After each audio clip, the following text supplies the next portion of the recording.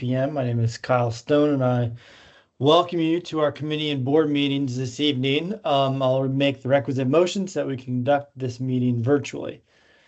To conduct this meeting wholly electronically, the Park Authority Board needs to make certain findings for the record to evidence our compliance with the Virginia Code 2.2-3708.2. These motions address this compliance. I'm going to conduct a roll call and I ask each board member participating in these meetings to state your name and the location from which you are participating. I ask that each of you pay close attention to ensure that you can hear each of your colleagues. Following this roll call, we will vote to establish that every member can hear every other member's voice, and we will go alphabetically. And as the evening progresses, if additional board members join us for our meetings, I'll read them in as well for their audibility and location. So Abena, you're up first. Abena Edu-Houghton. I'm joining from my home in the Franconia district. Thank you. Bill? Bill Bowie joining from my home in the Hunter Mill district. Dr. Carter's not on right now, correct? Correct. Linwood, you're up. This is Linwood Gorham, participating from my home in the Mount Vernon district. Tim? Tim Hackman from my home in the Drainsville district. Rick? Rick Healy, participating from my home in Mason district. I didn't see Jose. Is that still correct? Correct. Okay. Mike Reynolds, you're up. Yeah, this is Mike Reynolds, and I'm participating from my residence in the Providence district. Michael Thompson. This is Mike Thompson. I'm participating from my office in Arlington. And Jonah. Jonah Toomey here, calling from my residence in the Drainsville district. Thank you, Faisal's on as well. Oh, Faisal is on. Faisal, you're up. Yeah, hi. This is Faisal Khan. I'm at my residence in Providence district. All right, thank you. And I'm Kyle Stone, and I am calling in from my office in the Braddock district. George Mason is in Braddock. At this point, I pass the virtual gavel to Vice Chair Tim Hackman so that I may be heard to make the requisite motion. I move that each member's voice may be adequately heard by each other member of this board. This is Tim Hackman. Is there a second? Abena Edu-Houghton. I second the motion. Tim Hackman, it has been moved and seconded. Is there discussion? Seeing and hearing none, all those in favor say aye. Aye. Aye. Opposed, say nay. Mr. Chairman, the motion passes. Thank you, Tim. This is Kyle Stone again. Second, I move that the Park Authority Board will hold an all-virtual public meeting because circumstances warrant the holding of an all-virtual public meeting, including but not limited to the convenience of an all-virtual meeting. This is Tim Hackman. Is there a second? Abena Edu-Houghton. I second the motion. Tim Hackman, is there any discussion? Seeing and hearing none, all in favor say aye. Aye. Aye. Any opposed, nay? Mr. Chairman, the motion passes. Thank you, Tim. This is Kyle Stone again. And third, I move that the Park Authority Board has not had more than 2 virtual all-public meetings or more than 50% of its meetings rounded up to the next whole number, whichever is greater during the calendar year since the emergency order was lifted. And the Park Authority Board's last meeting was not an all-virtual public meeting. This is Tim Hackman. Is there a second? Abena Edu-Houghton. I second the motion. Is there any discussion? Seeing and hearing none, all those in favor say aye. Aye. Opposed, nay. Mr. Chairman, the motion passes. Thank you, Tim. This is Kyle Stone again. As a result, I further move that the Park Authority Board conduct this meeting electronically through a dedicated video and audio conferencing line, and that the public may access this meeting by calling 571-429-5982 and entering access code 595206-874 with the pound sign. This is Tim Hackman. Is there a second? Abena Edu-Houghton. I second the motion. Tim Hackman, is there any discussion? All in favor say aye. Aye. Aye. Any opposed, nay? Mr. Chairman, the motion passes. All right, and finally, this is Kyle Stone. Finally, I move that the meeting of the Park Authority Board to be held this day is in conformance with this body's all virtual public meeting policy. And as such, the meeting notice indicated that the public meeting will be all virtual, and the notice stated that the method by which the Park Authority Board chose to meet would not be changed unless the Park Authority Board provided a new meeting notice in accordance with VA Code 2.2-3707. Public access to this meeting is provided by electronic communication means that allows the public to hear all participating members of the Park Authority Board. Audio-visual technology, if available, is used to allow the public to see the members of the Park Authority Board during this meeting. A phone number, email address, or other live contact information is provided to the public to alert the Park Authority Board if electronic transmission of this meeting fails for the public. And if such transmission fails, the Park Authority Board will take a recess until public access is restored. A copy of the proposed agenda and all agenda packets have been made available to the public electronically. At the same time, such materials were provided to the members of the Park Authority Board. The public is afforded the opportunity to comment through electronic means, including written comments at meetings where public comment is customarily received, and there are no more than 2 members of the Park Authority Board together in one physical location. This is Tim Hackman. Is there a second to the motion? Abna Adu Houghton, I second the motion. Tim Hackman, is there any discussion? Seeing and hearing none, all in favor say aye. Aye. Aye. Opposed? Nay. Mr. Chairman, the motion is approved. All right, this is Kyle Stone again. With that out of the way, we can get into our committee meetings. We have planning and development up first. One quick pause. Jose joined while you were. All right. Okay. Jose, can you please state your name and the location from where you're calling for the record? Jose Peralta, my home in the Sully District. Thank you, sir. All right. Now we are done with the preliminaries. We can start the Planning and Development Committee. Linwood, the floor is yours. This is Linwood Gorham. I'm calling the Planning and Development Committee to order. Our first presenter tonight is Brandon Hannafin. Brendan, are you ready to go? I am, sir. It's all yours. All right, thank you, Mr. Chairman, members of the board. Brendan Hannafin, Park Development Division Director, and I'm here to present the second quarter 2025 project completion report. Next slide, please. In the Drainsville District. Next slide, please. Colvin Run Mill ADA path upgrade. The project included replacement of an existing ADA access path adjacent to the barn. The scope of work was a removal of the existing asphalt path and replacing it with an exposed concrete path. This project was funded by the General County Construction Fund. $35,000 was almost 35.5 was the final project cost, and SOM was our project manager. This is part of our effort to do a lot more ADA work and get our places up to speed. Next slide. In Hunter Mill, we have 3 projects, all at the water mine. Next slide.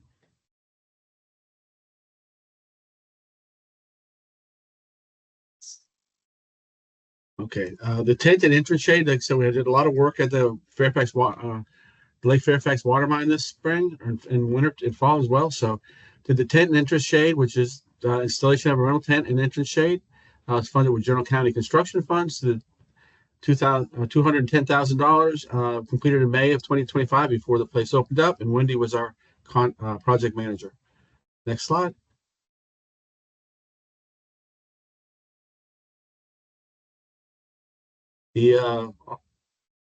Also at Lake Fairfax, the water mine, with the 6 funbrellas and a concrete pad, funded by the General County Construction Fund. That project cost $86,000, and Wendy was also the project manager there as well. Next slide. The water slide tower canopy. We replacement of the fabric water slide tower shade with a permanent rigid canopy. It's funded by the General County Construction Fund. It was just about $103,000 project, and Wendy was busy at Lake Fairfax this spring. She completed this project as well. Next slide. In the Franconia District, Louisdale ADA path. Again, you'll see a lot more ADA projects. I think you've seen them recently, but we'll be doing a lot more. Included construction of a paved ADA access adjacent to the recently renovated soccer field.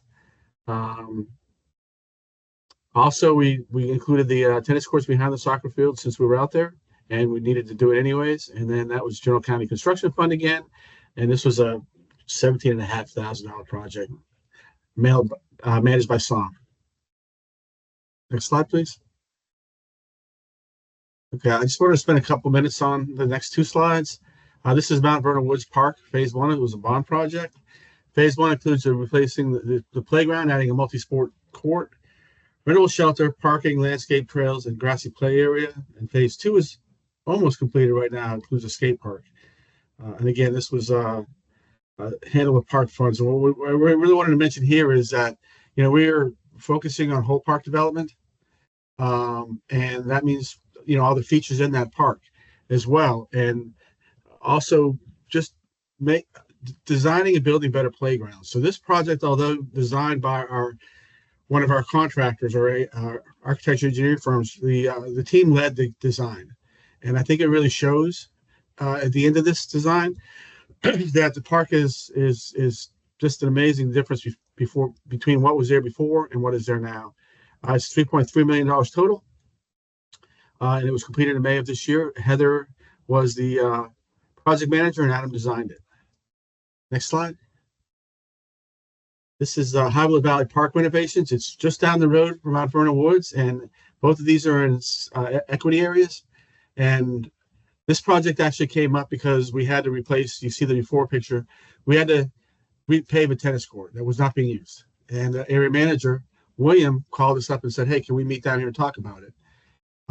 We, realizing it was an high equity area right next to our one of our more amazing national parks, we talked about it. We came back and we had additional funds left in ARPA that we could use for it. So we met with the community at a parent conference at the beginning of the school year, and we got all the kids to pick what playground that they wanted and talk to a lot of parents. We had an amazing amount of input from the community into this project.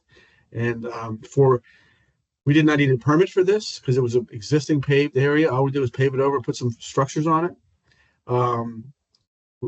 We didn't have to pay for design because Adam designed it and Sam managed it. And for $800,000, we got this amazing new park with a futsal court, ADA parking, a plaza, and a brand new playground. You can see it from below. It's really, we actually, on this project, we had to get the inspection done quickly because everybody was climbing the fence to play on the playground. So we were out there making sure it was all tested and stuff. We had to just open the gate and get the fence down. So it just shows you, I guess for me, and for our agency, we're moving forward with these total parks and also really upping our game on having playgrounds fit for the entire community. So just thanks Sam and Adam for this project. Next slide.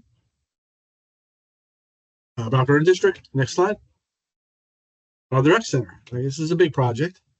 Include the renovation and expansion of the Mount Vernon Rec Center. The total scope of work included the addition of a second NHL-sized rink, a climbing wall, indoor walking track, expansion of the fitness area, renovation of the pool and auditorium, realignment of the site entrance, and general improvements throughout. This project was funded by many sources, primarily from the park bonds, with additional funds from the American Rescue Plan Act, ARPA. The cost to completion is just about $74.5 million. We're still counting up the bills.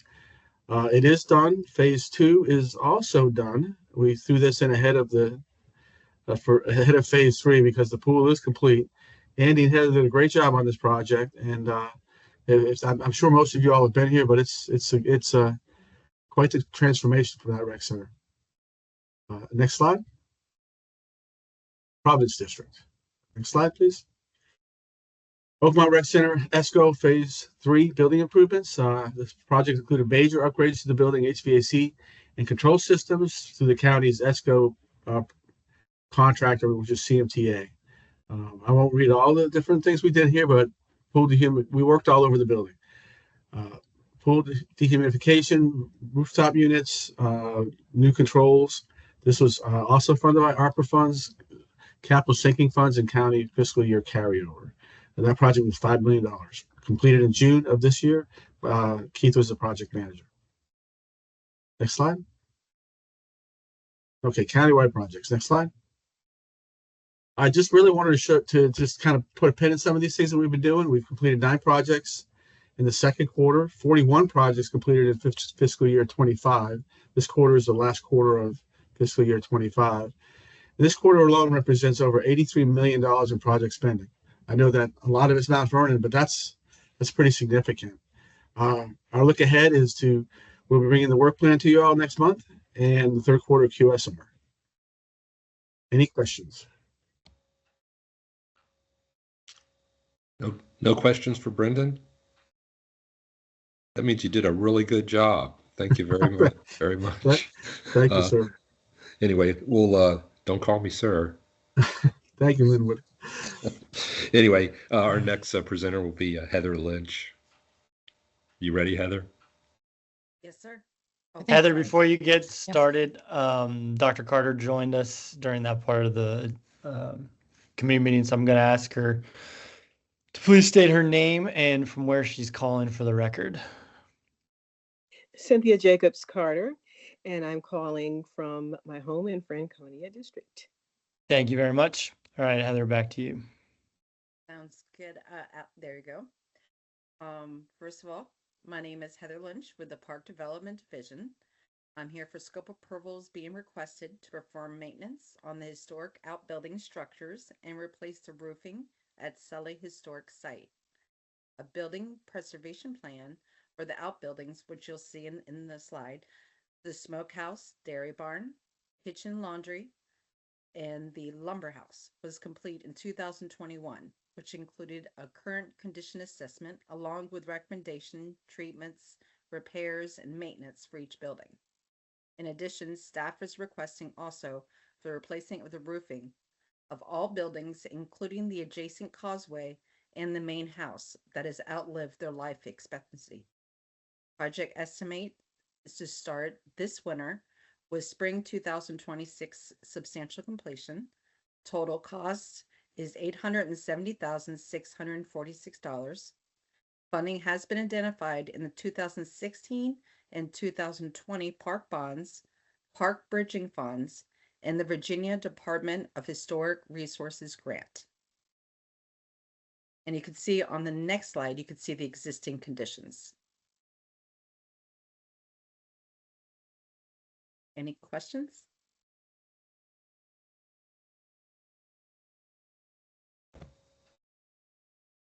Okay, thank you. No questions again. Another good job. Thank you very much, Heather.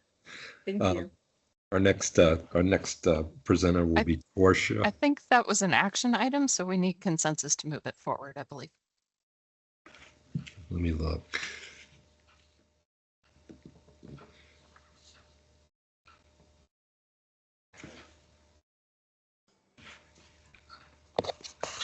You're sure it is, right? Because I'm not seeing It is. Was. Yeah. Okay. Anyway, do we have consensus to move this forward? I guess everybody can just nod. Yes. Yes. Anybody nod? Okay. Anyway, thank you again, and on with the show. Next presenter is Torsia. Good evening, everybody. Torsia Bhattacharya, Division Director for Stewardship and Planning.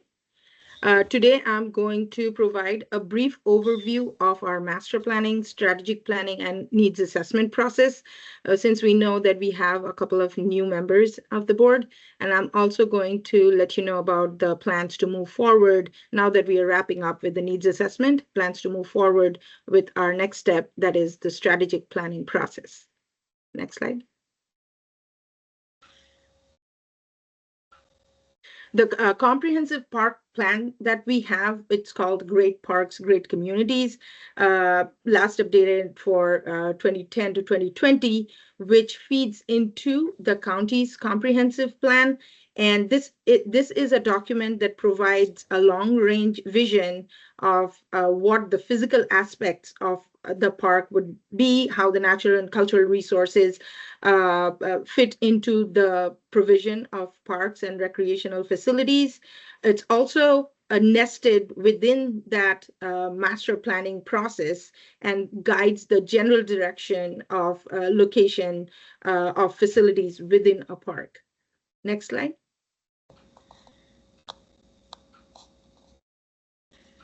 Then comes the park and Recreation System Master Plan. The last time we updated it was 2017. And then again, keeping with that flow, this time it'll be 2027. Every 10 years, this master plan document is updated. There are a couple of major goals that this master plan document aims to succeed in. The first one is articulating a defensible rationale for decision making. So this serves as our justification for our North Star as an agency. It enables a resource allocation in terms of guiding, taking input from the needs assessment, looking at the implementation priorities in the strategic plan, and rationalizing the priorities that we have as Park Authority. It also enables partnership across agencies and within the division, and also externally with our residents, to convey what the vision of the Park Authority is in service to the county residents. Of course, ensuring a safe and welcoming park, which is one of the more important goals of our Park Authority.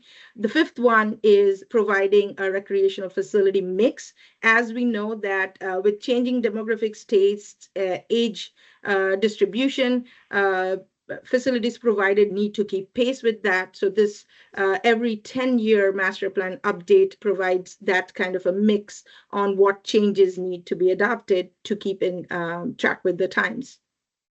It improves connectivity and access to nature by providing ample opportunities for active and passive recreation. Also helps us vision the programming and the facility that would meet the growing needs of a growing urbanizing county. And also we need to make sure that there is a financial sustainability. How are we going to fund the new parks, new projects, as well as keep maintaining the facilities that we are adding to our database? As you can see in the diagram right below, that all of these plans kind of are a nested model.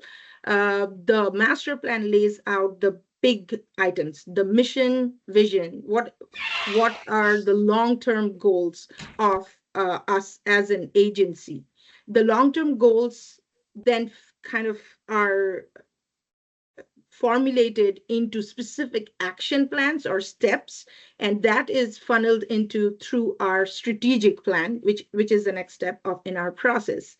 In terms of breaking down further how we are going to implement some of those items mentioned in the master plan and the strategic plan, we have several sub-plans like the natural and cultural resources management plan. We have the CIP, financial stability, sustainability program and plan. And all of these, we are currently engaged in different studies, like the playground, turf, trails, open space and access studies. All of those sub-plans actually identify or break down the steps that we have to incorporate in our action steps to get to the strategic plan and then ultimately achieve the vision and mission mentioned in the park master plan. Next slide. The strategic plan was last updated in 2019, laid the vision for the 5 years.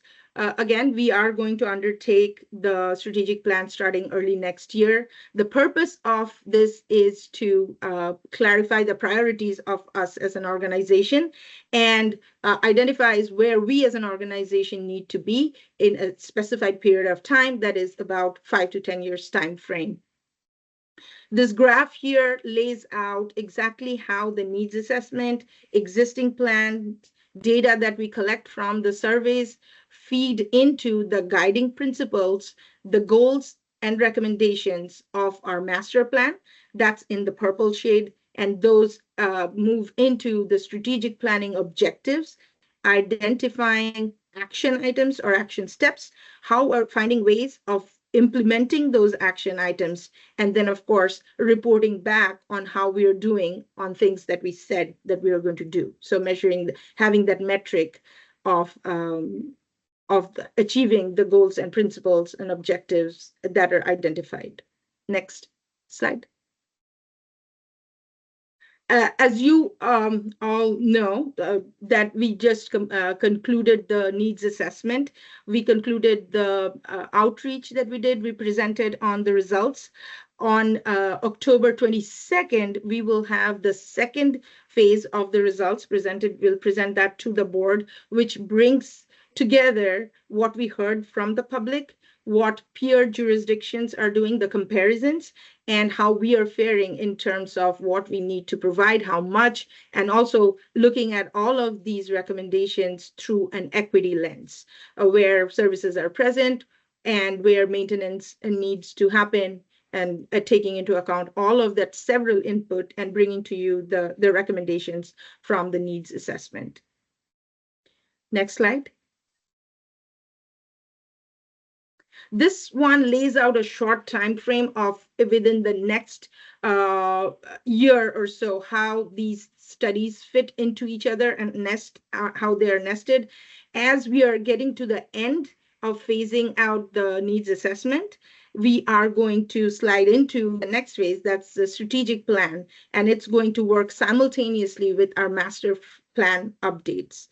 Once we are completed with our needs assessment, strategic planning effort, and master planning effort, those updates are then going to be incorporated in the park element of the countywide comprehensive plan, and which the Department of Planning is leading that effort. Next slide. This lays out a broader time frame as to how the cadence is set to work for CIP, bond planning, and prioritization of projects that we are going to fund in the near and the longer term. So as you see that we are currently in the cycle of conducting the needs assessment and all of the plans, we are also simultaneously planning for prioritization for bond funding for the next 6 years. As that dies down, we are going to pick up the next cycle of needs assessment and strategic plan associated with that needs assessment to then inform the next cycle of the bond planning process. So ideally, we want to time the needs assessment and strategic planning implementation right before the bond project's planning happens, so it feeds into that prioritization process. And once we set up a cadence, we are hoping that it's going to be smoothened out over the next cycle or 2 cycles. Next slide. Now I'm going to touch on the very next step that I mentioned, is the strategic plan that we are going to start off. Next slide. Just to once again refresh that what a strategic plan does is it serves as a roadmap for us, for leadership, to guide decisions, priorities, and investments over the near term, that's next 5 years. It basically lays out the action steps to meet the needs that have identified by the community, that have been identified by experts as where we are doing well, where we need to fill some gaps, and defining steps on how we get there. The strategic plan, as you can see, provides overarching strategic goals and objectives, but also has several other values that it provides. It provides a project planning document, ensures equity and sustainability, and also meets our CAPRA standard that the CAPRA requires park agencies to conduct strategic plan needs assessment every 5 years. So it meets that requirement too. Next slide.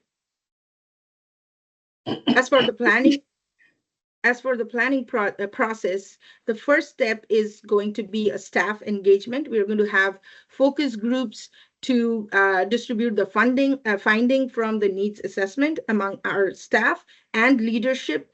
It is going to be guided a lot by senior management leadership here within the Park Authority, and then working with staff very closely to get them involved in this development of the action steps. And we are also going to conduct workshops with staff and leadership to find out a little more of what the realistic, implementable, and sustainably funding these steps might look like into the next 5 years.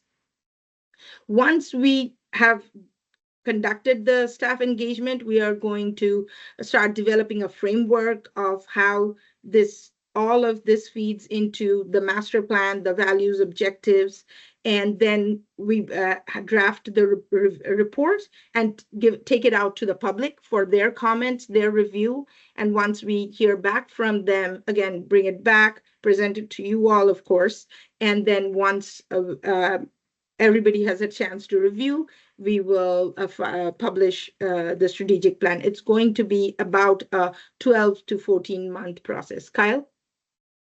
Yeah, so I mean, you had mentioned at kind of the beginning some staff engagement pieces. Where does the board come in engaging with that? I mean, we've got a committee that at least partially is oriented towards strategic planning efforts. So just, I want to make sure we have a role to play beyond just looking at the final product.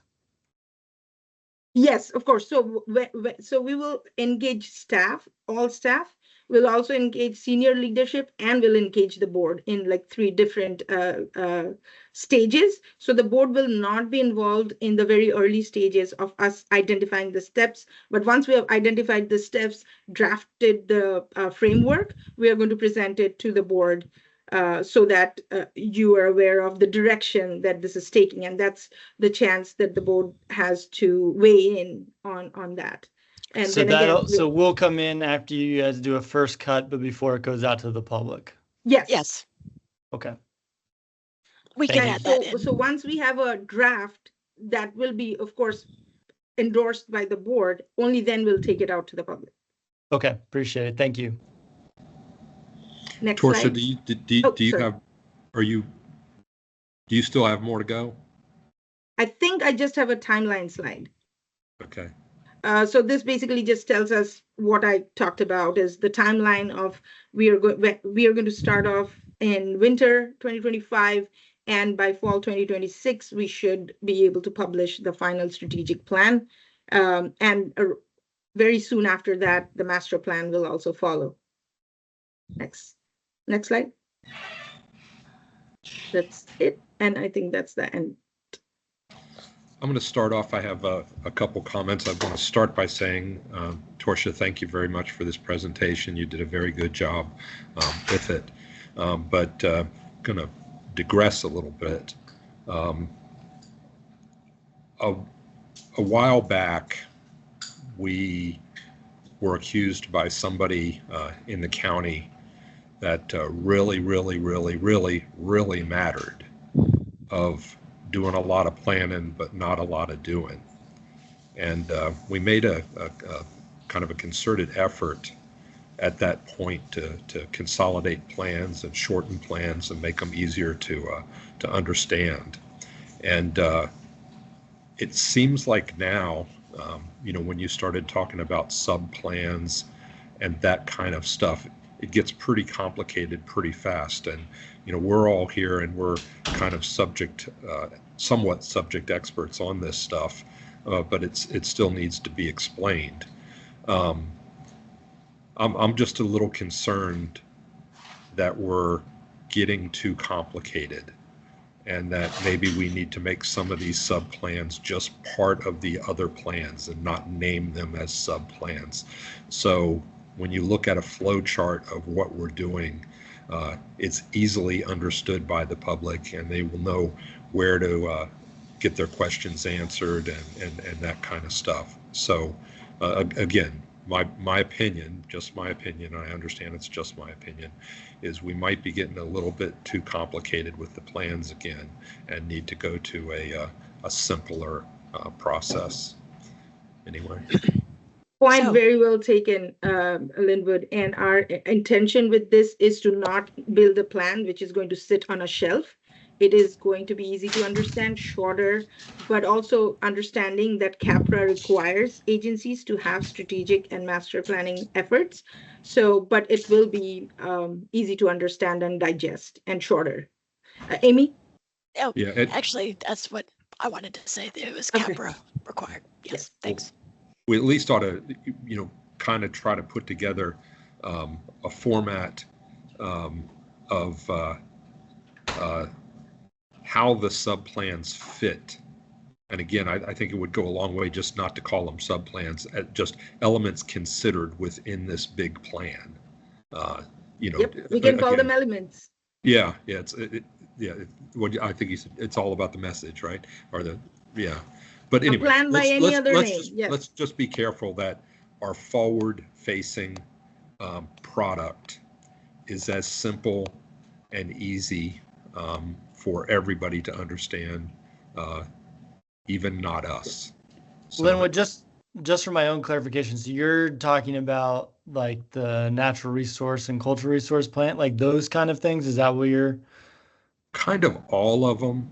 Okay. I just know just like a little historical thing, and I don't remember which plan it was, but I can remember staff presented that they were about to start this next plan at one point, and the board stopped them and said, no more plans. We're going to, consolidate, make easier, that kind of thing. But it wasn't any one of the sub plans or anything, Kyle, but it's you need the information. I'm not saying we need less information. I'm not saying we should study any less. Again, just make it as clear as we can in a plan, what's included in that plan. And to not call it a sub plan, just an item within a plan, might just be a quick, easy start to doing that kind of thing. Okay, got it. Okay, yeah. thank you. Kyle, what it had to do with actually was the consolidation of plans. The strategic plan wasn't lining up with the comprehensive plan. They were all mishmashed with different time frames and different things together. So what the board did at the time was try to consolidate those as quickly as we could to make them line up with each other and make them make sense. And where there was duplicity, eliminate the duplicity, but try to get them all on the same timeline. And also to line up, because all of this was really a result of and driven by CAPRA and the CAPRA requirements. And so that's what occurred. That's what Linwood's referring to. And with the bond cycle now moving to 6 years, and we're adjusting the CAPRA required needs assessment and strategic plan to happen at least every 5 years or so. Hopefully we'll set the cadence now. Got another question, Jonah? Thank you, Linwood. Well, first of all, thank you guys for this. I actually think this is really clear, and I appreciate you coming to us with a sort of well thought out timeline, as well as the sort of big picture of how it all nests in. I did have a question, and this is going back to Kyle's question about how the board is involved in this planning. I mean, as far as I understand it, you guys can correct me if I'm wrong, the role of the board is strategic, right? We're not getting into details, but our role is to be more on the strategic level and help guide big decisions that are made. So I would say that for a project like this, it might be helpful to engage us early versus later. I mean, we don't need to get into the details of everything. That's not really our role, but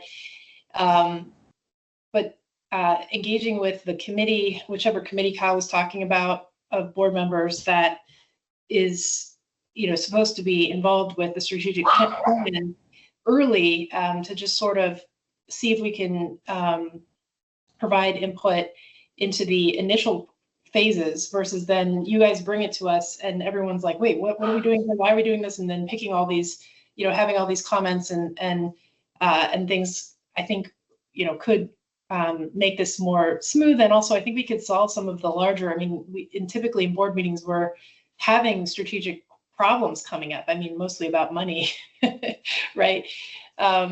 So it might be helpful to, I think, engage that committee earlier. And then also the actual committee, the specific other committees that when you're getting to that part of the strategic planning, like let's say you're talking about natural resources, that's my committee. I would love to be involved in, at an early stage with that particular subject matter, as I think the other committee chairs would probably be interested in that as well. That would be a good way to leverage our perspectives that we bring from various places into the process, versus spending a ton of time at the end with us digging into details that, I feel like that's not, you guys are the experts on execution and how to make all this work. But if we're going to be involved at the strategic level, I feel like that should be done, or could better be done earlier. So that was my only thought.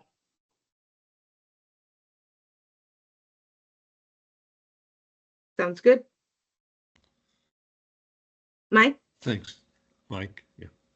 Yeah. Let me get my hand down. Maybe I might have misunderstood, but we have these broad plans, and I mean, it comes to a committee of the whole. And all of our committees are committees of the whole, except I guess exec committee. But on the strategic side, there's still a natural resources plan floating around, right? Yes. I mean, so because to Bill's point, I remember all the confusion where we'd be working on a natural resources plan that wouldn't necessarily align and have deadlines with anything. They all kind of were jumbled at weird different deadlines, and one might be from I'm making up dates, but one might be 2013 to 2019 and wouldn't be revisited again until 2021 or whatever. There were these gaps. It was these weird times. We did we're doing public hearings for them all, and they didn't all fully integrate. So if I understand what the goal is, to try and have the strategic piece at the top and then dig deeper on those specific plans. And so we would be going back out to the public we have the strategic plan outreach, but when it comes to, I don't remember what they all were. I apologize, but there were a whole series of these kind of specific plans. We'd be going through that whole public engagement process and everything again with each of those and digging deeper into each of those topics, right? So let me give you a rough example of what we're trying to do here. Is the master plan is every 10 years. The needs assessment and strategic plan would be every 5 years. So 2 nested in every master planning effort. So that also fits in very well with the cycle. And then we already have created the cultural resource and natural resource management plan. That will not happen multiple times, but we will update on what we are doing to achieve the goals and priorities set forth in those plans with an annual update to those. So they're not planning efforts, but you'll have annual updates to the goals already identified in those plans. Okay, so all those other, if I understand correctly, you're saying there'll be the master plan, there'll be the strategic plan nested at 10 years, there'll be the 2 5-year plans, and all those other plans are simply going to become annual updates on how you're trying to achieve the other things. So we won't be having the in-depth conversations with the public and stuff about some of those topics.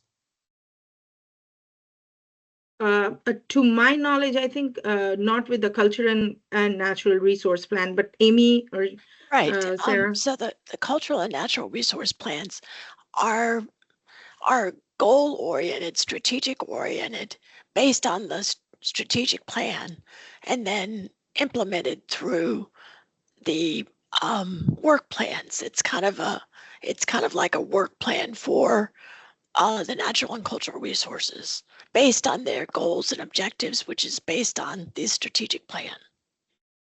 So helping our lands heal, invasive management, those sorts of major goals are then in the natural and cultural resource plans. They are actions embedded in that to accomplish those goals and objectives.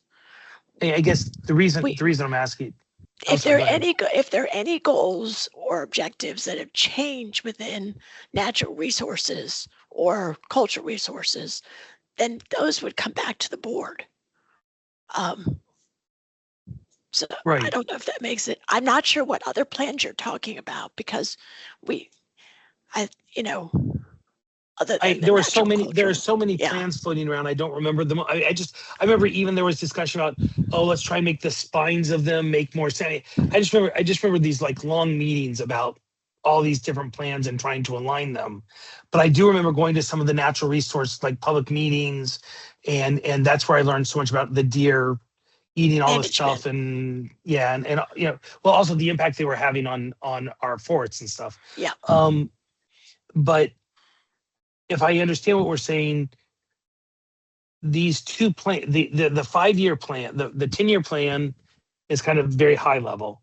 The 5-year plan is if we're not going to have any no more of other plans, then it just seems like we're going to have to be we may need to have a lot more public outreach than we might otherwise, because we're going to be hitting a lot of topics and asking them to get engaged on a lot. I mean, basically on everything we do, all at one time, whatever it is. Cultural resources, historic study, sports, everything we touch is going to be dealt with all basically in this one set of public meetings. And I just think that we need to think through how we manage that process. And because by splitting up the topics before, people who cared about that came and spent 2 or 3 hours dealing with that topic, versus a flood of people that may care about one issue and not want to sit through the other 6. We just ought to think that through. That's all. And then the other note I'll just make is, if we're doing 6-year bond cycles, if we're doing this on a 10-year basis, we're going to get out of sync at some point. And I just wonder if we should be thinking about 12-year cycles, a 12-year strategic plan, and 2 6-year plans embedded, so that we're more aligned with the funding pieces we're doing, because we're going to get way up. I mean, we're setting ourselves up on a trajectory to be way out of date. And and it won't be my problem. I won't be around. But for those guys, for somebody who's going to be way off cycle and screwed up trying to understand why we did a master plan, why we did these plans that, 3 years ago, and trying to do a bond now when we're trying to get ready to start a new planning cycle. So I wonder if you should consider that. I think the master plans, or in the needs assessment, are timed pretty well for the bond cycles moving forward, because they'll be done in advance of us. We're actually, and staff has said this before, we're actually doing the needs assessment a little bit late, because we're still in the process of doing it while we've got to decide what the 2026 bond package looks like. So moving forward, I think we're going to be in a much better position with at least that. I'll let somebody else talk about the 10 or 12-year strategic master plan, whatever the hell the 10 to 12-year one is. But I think on the 5-year increment moving forward will match up better with the bond cycle, because it will be done in advance of having to discuss what the bond cycle, or what the projects on the bond are. Right. But if we're doing 5-year cycles on 3-year bonds, and it will be 3 years out of date in 18 years. We'll be doing it 3 years before the bond cycle, because we will have done 15 years on an 18-year. 5 years is 15 versus 3 to 6 years. We're now 3 years out of sync. That will become more extreme as we go. Correct. That's all I'm saying, is we got to think that through. So Mike, we are trying to set a cadence, because initially the bond was every 4 years cycle. Now it has moved to 6 years. So roughly trying to create a cadence that needs assessment happens before the bond cycle kicks in. So that happens. So ideally, it would be every 6 years, staggered by 2 years, right? So needs assessment also happens every 6 years. So it feeds into fits very nicely with the start of the bond planning. But given that the CAPRA requirement is every 5 years, we will have to kind of adjust the time a little bit, so that we are not falling too much behind or starting our needs assessment when the decision has already been made. So that's something that we have to adjust as we move forward. Honestly, I'm more concerned about doing it right than I am meeting CAPRA's requirements. I just think that CAPRA, I understand why the value there to a certain extent, but if they require 5 years and 6 years makes more sense, we're then spending a ton of staff time to meet the CAPRA requirement and getting ourselves into a bad position in terms of understanding what we should do on the bond cycle. And I prefer leaning on the bond cycle being more important than CAPRA. Correct. I understand, but then previously the bond cycle was 4 years. So, but the CAPRA was still that Mike- was 10 years. Mike, so Mike, your so it might concept, change. your concept is spot on. Yes. But hopefully, I'm going to be an optimist here, and after this 6-year bond cycle, they'll put us back on a 4-year bond cycle, and the bond cycles are obviously not static. So before we spend too much time adjusting, let's just keep hoping for that 4-year next one that'll put us back in 10-year cycle, reports, 6 and 4. These reports aren't static either. We're already changing their dates. I don't know that it's going to change anytime soon. I'm more concerned about us doing what's right to do the best plans and get and make the best argument for the bond. Yeah. And all of this. That's all. Yeah. Thank you. Anybody else have any questions? Thank you very, very much, Torsia. I think you ended up in the hot seat a little bit. You handled it very, very well. Made up for the other non-question sessions. Thank you, everyone. We love you for sure. Anyway, thank you. And I think with that, we can adjourn the Planning and Development Committee. All right, then we are in recess for, oh, no, we're not. We're not. No, we're Budget not. is 6:40. I was looking at the wrong thing. The actual the meeting starts at 7. Tim, over to you.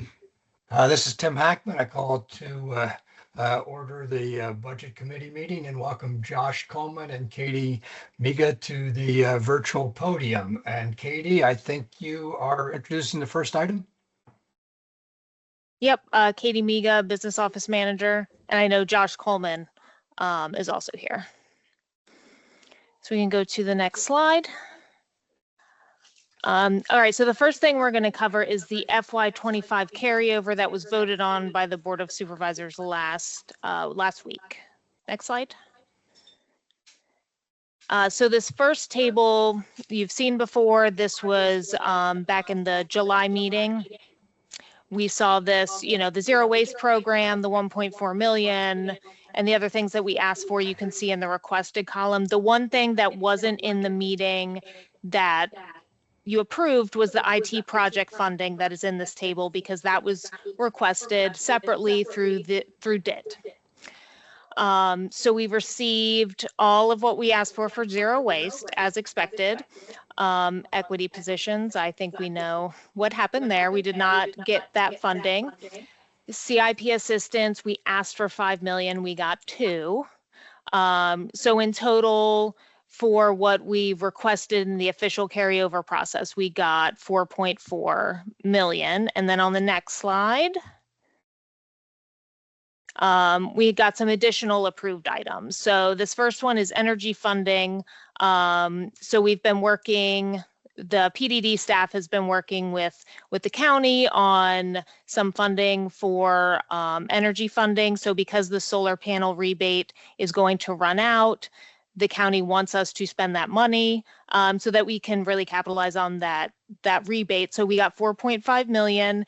And that's going to cover solar panels at 2 rec centers. We also got the general sinking fund, which is that funding that we get every year at carryover. It's a 15% of unidentified pot of money. So of that, we got 2.1 million, which is less than we have received recently. And then as they took out the positions, they did give us 250,000 as a one-time for court maintenance. So that gives us a total there of 6.8. So all told, we got 11.2 million as part of the carryover package. All right. Next slide. So the other thing that was included in the FY25 carryover was the new fund that was set up. So just as a reminder, the new fund takes the funding that was in the general fund and the county construction fund, or the general construction and contributions fund, and combines that together into a new fund.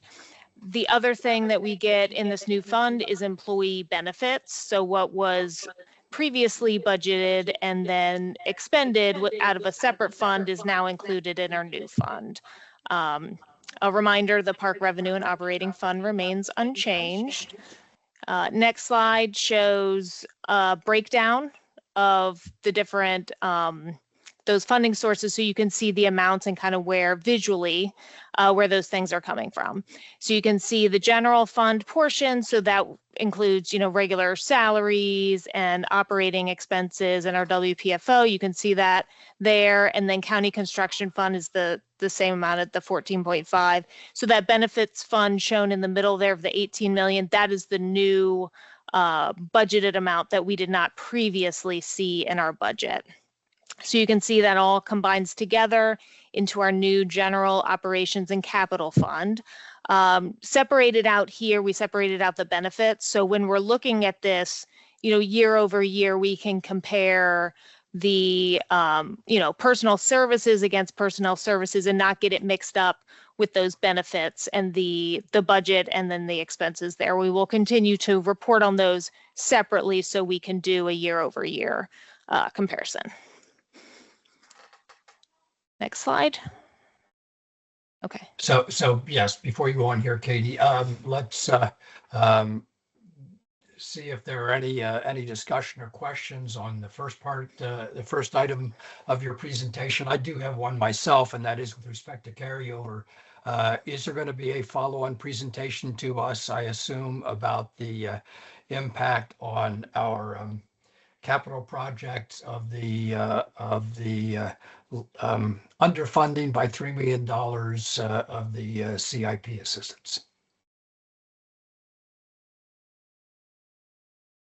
This is Josh Coleman, Division Director. I'll jump in real quick on that one. Yes, I think we'll be coming back. Sorry, I'm getting an echo. We'll be coming back in the fall to talk about some of the impacts to, as we look at 2026 bond. The CIP assist was a key part of making up funding gaps. And so starting to look at the impacts tied to only getting 2 million of the requested 5 million. So that will be a part of future conversations tied more to the 26 bond side. Thank you, Josh. Other questions or comments? Yes, Kyle, you have your hand up. Yeah, thanks, Tim. You hit one of them already. I was thinking the same thing you were. How hosed are we because we only got 2 million instead of 5? And actually, was that the first year that we didn't get the full 5 since we've been asking for it? Okay. Correct. And was it just last year or is the previous 2 years we've asked for it? I believe we've gotten, Katie, please correct me, I believe we've gotten 4 cycles of 5 million previously. We have spent some of that over previous projects because it's making up gaps that existed, but this is the first year we've not gotten the full 5 million. Okay. And then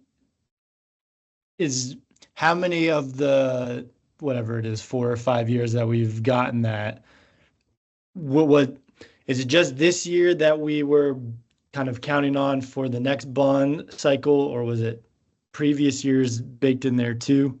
Previous years as well. Okay. All right. So this is the first, so we're really only short 3 in terms of the overall projection. So maybe not quite as bad. I think all of this just gets into, as we really look at the 26 bond planning, there's just a lot of things that we'll come and discuss. You know, cash flow this was a way to help, you know, potentially resolve cash flow issues. So as we start looking at, you know, the 26 bond, how that impacts, I think the other unknown is what continues. You know, this is the first time we haven't gotten it. We're counting on this to carry forward or to continue, for the next several years as well. So if this is the start of a downward trend or a change, what the impact, you know, of that might be. So we're kind of at the very beginnings of this conversation in terms of the long-term impact to us, but we do have a need for this to continue at the 5 million level, or to hopefully even make up for the, you know, 3 million that wasn't able to happen this year, obviously due to the current budget situation. So it will be a continued topic for sure as we move forward. Okay. All right. So more to come on that one. Other question is around the sinking fund. Katie, you had made the note that it was a little less than previous years.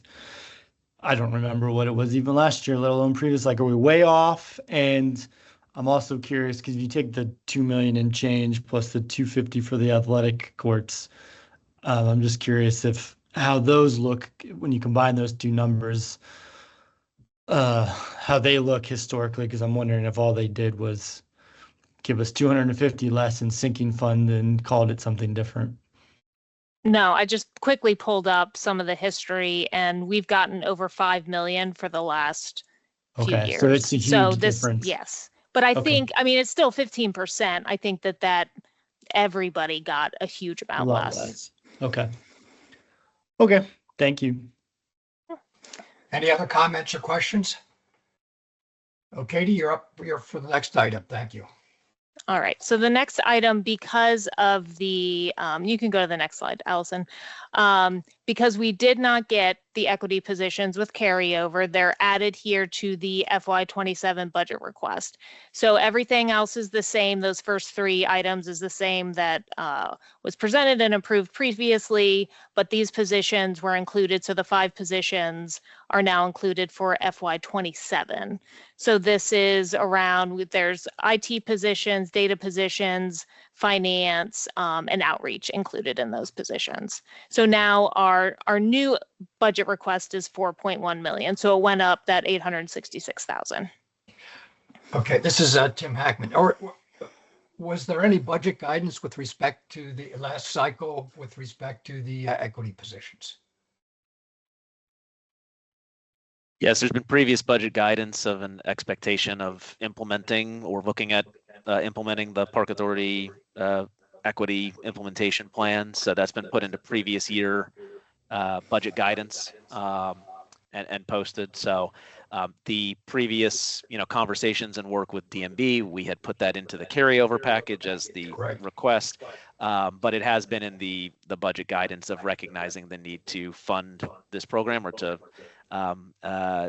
look at knowing that there'd be a significant increase in expenses and positions needed. Obviously, the carryover meeting had some concerns raised on that approach. And so this is, these 5 positions being rolled now into the 27 budget request is just the response to that and based off of your all's previous direction from the last meeting. Right. Does that answer, Tim? I'm sorry. But also based on, but also based on Chairman McKay's comments during carryover. He specifically, it's not part of budget guidance, but he specifically said that his preference would be for those positions to be considered as part of the FY27 budget. Right. And just for background and clarification, I think just so the general public understands that we were really looking for a countywide solution where there would be a uniform approach to, say, income verification, and it wouldn't be siloed in each separate agency. And so we're trying to work with the county, work with other sister departments and agencies in terms of implementing this in the most efficient and cost-effective manner. So. So any other comment or questions on the FY general fund requests? Yeah, Tim, I just want to put a bow on what you just said, because despite comments made by certain board members to the contrary, we are already working actively and closely with NCS on doing what you just described. And I think for Board of Supervisors member to suggest otherwise tells me they're either not very good at hearing or not very good at listening. I'm not sure which, but we have told them on multiple occasions we're working with NCS to do exactly what they asked us to do, that one-stop shop for verification in the county. Great, thank you. Appreciate the clarification, Kyle. This is Tim Hackman. Are there any further questions or comments?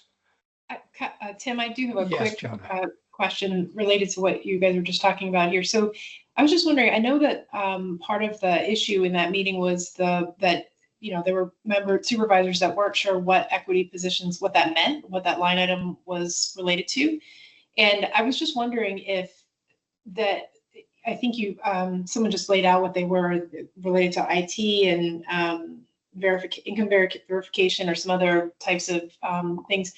I'm wondering if it's possible to break out those positions, like actually have, instead of just saying equity positions, if we could, actually say like the following 3 things, because it's very broad, if that makes sense. Like whether I assume that doesn't look like that in the actual, Yeah, so we did, as part of when questions were raised, we have provided detail in the past and specifically in previous presentations that have gone to the Board of Supervisors, as well as when questions were raised initially in terms of responding with, we've got positions tied to data, financial, and some of the more specifics. As this became a question at the committee meeting in mid-September. So we did provide additional information based off of that to highlight, I think, what you're talking about of a little bit more specific with each position area, just for clarity on I'm that just side. wondering if, it, like, as we're sort of looking at these things on different slides and such, if it could just say in parentheses those things you just mentioned, it would just be helpful for people to know, you know, and for the supervisors to track that this is what we're talking about. We're talking about implementing something that you've, you know, told us that you want to implement. Yes, we can, as we continue to come back and continue to talk about these, we can highlight with a little more specificity. Yeah, just a few what words, they, like what they are. parentheses, data, blah, blah, blah, et cetera, you know, financial. I think that'll make sense to people.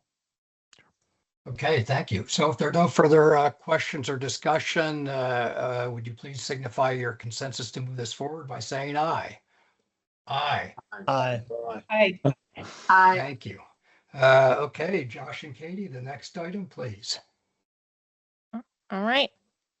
The next item, we're going to go through the revised FY26 and then the FY27 budget submission for the revenue fund. Next slide. So on this table, you can see we have our FY25 actuals shown and what is currently the FY26 adopted.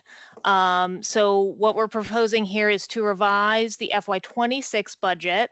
So you can see of the updates there. So we included, as far as revenue, so now Mount Vernon fully open, so it's included all of that Mount Vernon revenue there. But also on the expense side, we have adjusted based on FY25 actuals, and then also including that Mount Vernon is fully opened. So you can see the impact, the biggest impact being on the salaries, of course, merit salaries and non-merit salaries, and then benefits also increasing there. Operating, because that was already at 21.8 million and the actuals are 19.8 for FY25, that should be high enough to include Mount Vernon operating expenses as well. Capital equipment, recovered cost, and transfers remain the same. So for the FY26 revised, we'll be updating it to show an increase in revenue and also an increase in expenses, but we would take that net of negative 900,000, and we're proposing to revise it so it would be a net of 600,000. So that's the first proposal, would be that FY26 revised. I don't know if anybody has any questions before I do FY27. Any questions on 26 revised? Okay, Katie. Okay, for FY27, for the revenue, that is a 2% growth. So what's not included in the revenue here is any of the fees. So when we come back in a couple weeks and talk about fees, these revenue numbers do not include anything that is going to be part of that fee package that we present. So this is just showing between 26 and 27, a 2% natural growth in revenue. For salaries, when we do the budget submission to DMB, we keep the salaries the same as long as there's no position changes that we expect, because they will add in whatever the COLA ends up being that's put forth by the county executive and voted on by the Board of Supervisors. They will add that after. So that's why those merit and non-merit salaries are flat. We did include a 10% increase on the benefits, just judging on how it's increased over time the last couple of years. We added that on. There's a 2% increase in the operating expenses in FY27. For capital equipment and recovered costs, those remain the same. Transfers changes slightly because of the Laurel Hill debt payment is a little bit different in FY27 than it is in FY26. So all those numbers together, we still have a net revenue, although it's smaller, which is also why we will be coming back looking at fees that will be included for calendar year 26, which will hopefully increase that revenue if adopted for 26 and 27. Okay, thank you. Any questions or comments on this item? Hearing none. I'm sorry. Yes. Wait. No, I'm trying to raise my hand, but I think I unraised it.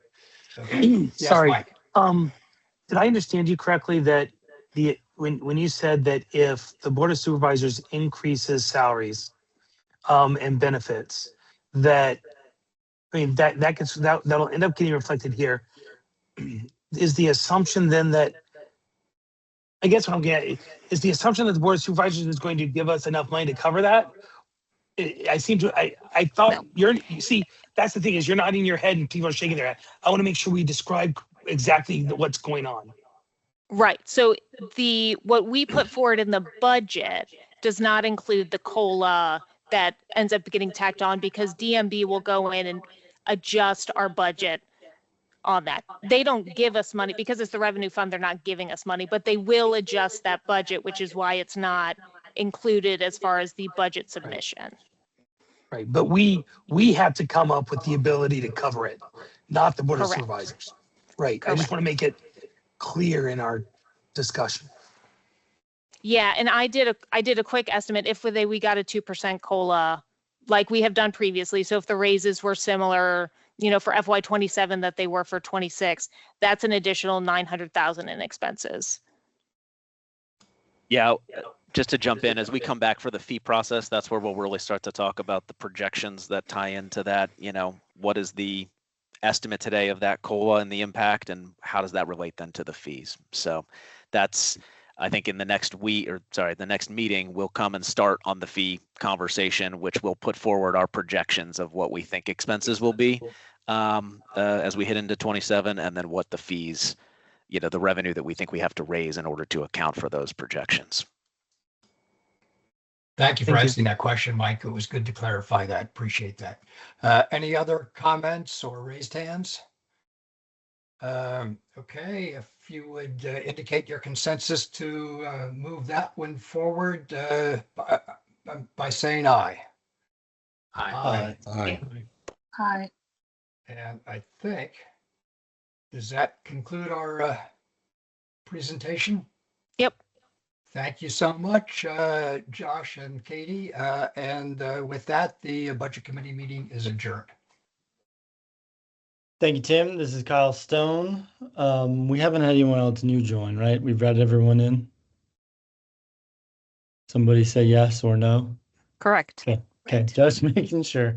All right, then the October 8th, 2025 Park Authority Board meeting, I call to order. It is 7:16. Andy, do we have any speakers signed up this evening? Andy Grable, Public Information Officer. Mr. Chairman, we have had no requests for public comment this evening. All right, we'll go right into the admin items. Administrative item number 1 is the adoption of minutes of the September 24th, 2025 Park Authority Board meeting.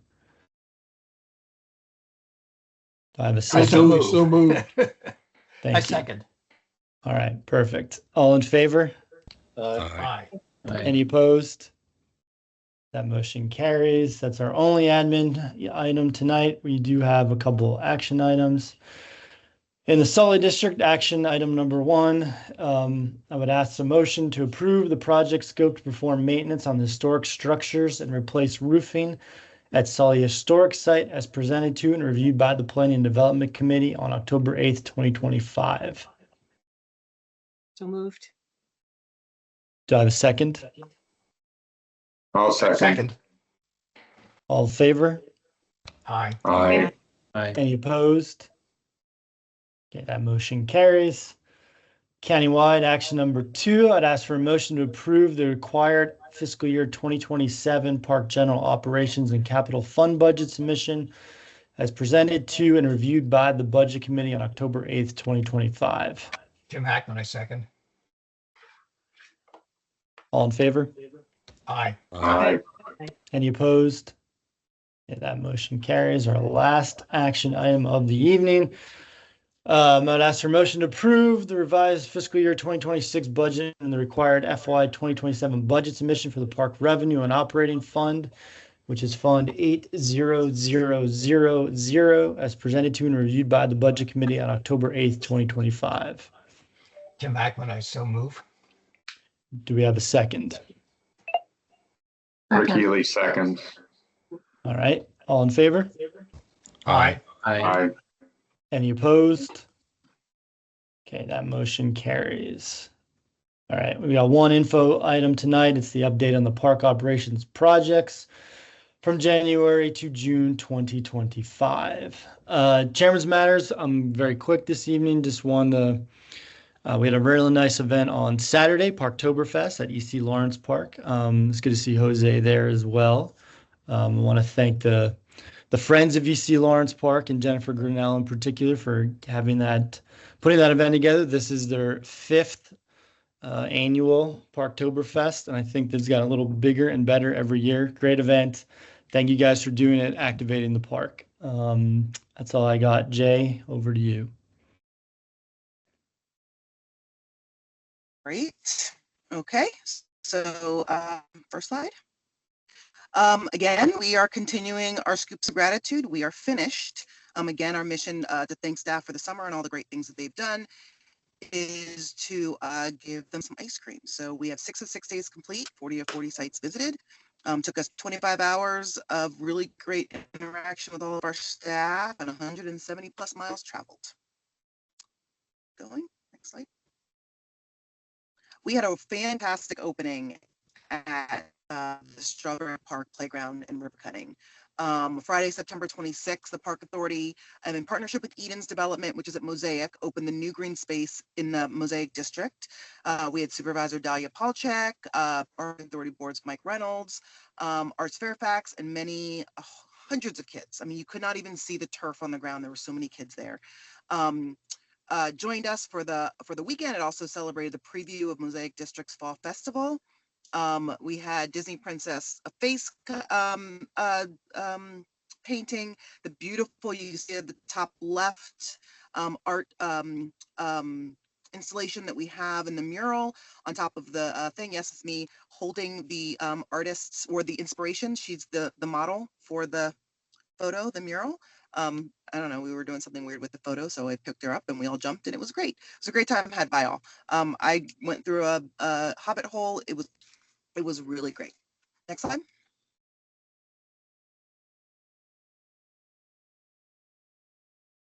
National Public Lands Day on Saturday, September the 27th. We filled 107 trash bags, had 138 volunteers who logged in 320 plus hours at the value of $11,220 of volunteer contribution. We always like to thank our volunteers for everything that they do and really reiterating the importance of public lands for National Public Lands Day of Service. Next slide.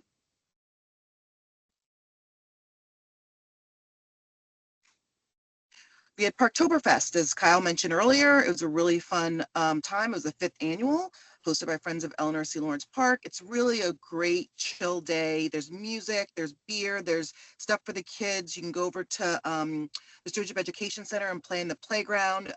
That's open. It was just, everybody was having a really great time. I love the fact that it was the crowd really spanned a lot of different generations. And so I highly recommend, if you haven't been before, checking it out next year. Next slide. Okay, as normal, we have some upcoming events. Tomorrow is Trailblazers Awards at Lake Fairfax Park at 10 a.m. It's for our staff, by our staff event where staff give out awards like best site, best project, things like that, and leadership feeds them. So it's really great. I'm looking forward to it.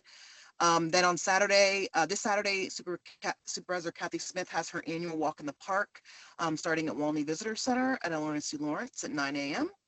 Monday the 13th, we have a public meeting for Solona Park and a trail project we're planning on having there. Saturday the September 18th is Centerville Day at Historic Centerville Park, which is always a huge event. Lots of people, lots of different groups that are there with tables. We'll have table event. We'll have, I believe we'll have the Sears House open, and there's some speakers. And then on Saturday the 15th, we have Mount Vernon Rec Center Community Day, where we're having our official day of celebration for the opening of the Mount Vernon Rec Center. It's at 10 a.m. Farmers markets are still open in each district, but they're closing soon. So mark your calendars if you want to get out there and get some fall vegetables. Kingstown closes on the 24th of October. Wakefield and Oakmont close on the 29th. Annandale and Herndon close on the 30th, and McLean closes on October 31st. And that's it, I believe, right? Next slide. Yep, that's it. All right, thank you, Jay. Abena, what do you got for us tonight? Nothing. I'll pass. All right, thank you. Bill? Pass. Dr. Carter? Pass. Linwood? I'll pass. Tim? Pass. Rick? Pass. Faisal? Linwood passes, so I pass. Okay. Jose? Just wanted to reiterate the success of Parktoberfest. Big thank you to the Friends of ECL and Jennifer. Just a huge success. If you haven't gone to it, put it on your calendar for next year. And then on National Parks Day, I was at Sully Historic Site, and I wanted to thank all the volunteers and the staff that put that together. It was wonderful to see so many people come out that really care about our parks. Thanks, God.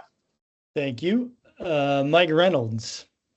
I wanted to thank Jay, Amy, Sarah, and a very special shout out to the head trail wrangler, Allison, for my orientation Fridays. I'm fully oriented, so I'm ready to go. But and a special thanks to all the division directors. They put together some great, I'm sure each of you did this, but it was just really a nice event, if you will, to be able to understand the depth and breadth of this organization. So thank you to all of them. Michael Thompson. I'll go ahead and pass. All right. And Jonah. Just a final thank you for National Public Lands Day. It was really amazing, went really well, and I was it was nice to meet. I think it was Kirsten Fiore at Colvin Run Mill. The site manager, who was walking around. I'd actually never been there. Really cool site, kind of a hidden gem.